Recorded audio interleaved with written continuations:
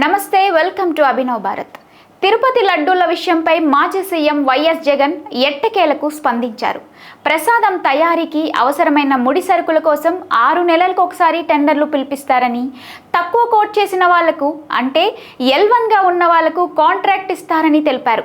ప్రతి నెయ్యి ట్యాంకుకు NABL అనగా national accreditation board of testing and calibration laboratories certificate తప్పనిసరిగా ఉంటుందన్నారు.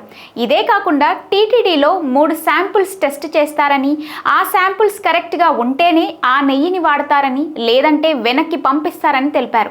2014-19 మధ్య చంద్రబాబు ప్రభుత్వ హయాంలో కూడా 14 సార్లు నెయ్యి రిజెక్ట్ చేశారనే విషయాన్ని జగన్ గుర్తు చేశారు.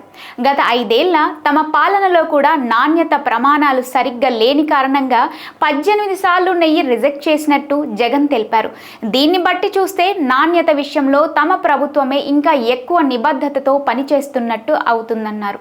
లడ్డు లేదా ప్రసాదాల్లో కల్తీ పదార్థాలు వాడే అవకాశం లేదన్న జగన్ ఇదంతా చంద్రబాబు దిగజారుడు రాజకీయమని విమర్శించారు. చంద్రబాబు సీఎంగా ఉండగా జూలై 12న శాంపుల్ తీసుకొని జూలై 17న NDDBకి పంపారని, దాని తాలూకు రిపోర్టు జూలై 23నే వచ్చిందని, కానీ 2 నెలలుగా చంద్రబాబు దాని గురించి ఎందుకు మాట్లాడలేదని జగన్ ప్రశ్నించారు. సరిగ్గా కూటమి ప్రభుత్వం 100 రోజుల పాలన సంబరాల సమయంలో ప్రజల్లో ఉన్న వ్యతిరేకతను డైవర్ట్ చేయడానికే ఈ రిపోర్టును బయటపెట్టారన్నారు. అది కూడా టీడీపీ ఆఫీస్లో ఎందుకు రిలీజ్ చేశారో చెప్పాలంటూ ఆయన చంద్రబాబును డిమాండ్ చేశారు. చంద్రబాబు 100 రోజుల పాలన వైఫల్యంపై ప్రజల దృష్టి మార్చడానికే ఇంత దారుణానికి సిద్ధపడ్డాడని వైఎస్ జగన్ ఆరోపించారు.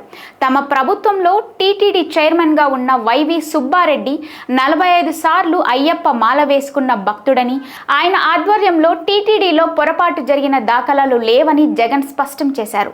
2015-18 మధ్య బాబు హయాంలో KMF బ్రాండ్ ఎందుకు లేదో కూడా చెప్పాలని జగన్ నిలదీశారు. కేవలం తమపై బురద చల్లటానికి, కూటమి సర్కారు వైఫల్యాలను కప్పుపుచ్చుకోవడానికి కోట్ల మంది భక్తుల మనోభావాలను దెబ్బతీసేలా చంద్రబాబు ఈ పథకం వేశారని జగన్ ఆరోపించారు. ఈ సందర్భంగా పార్టీ నుంచి వెళ్లిపోతున్న నేతల గురించి ఒక విలేకరి ప్రశ్నించగా, పోతే ఇంకొకరు వస్తారు అంటూ జగన్ తేల్చేశారు. నాయకులారా, మీ పనితనం మీ అధినాయకులకు తెలియజేయాలనుకుంటున్నారు. ప్రజలారా, మీ సమస్యలను మీ నాయకులకు తెలియజేయాలనుకుంటున్నారు. ప్రజా సమస్యల పరిష్కార వేదిక మీ అభినవ్ భారత్.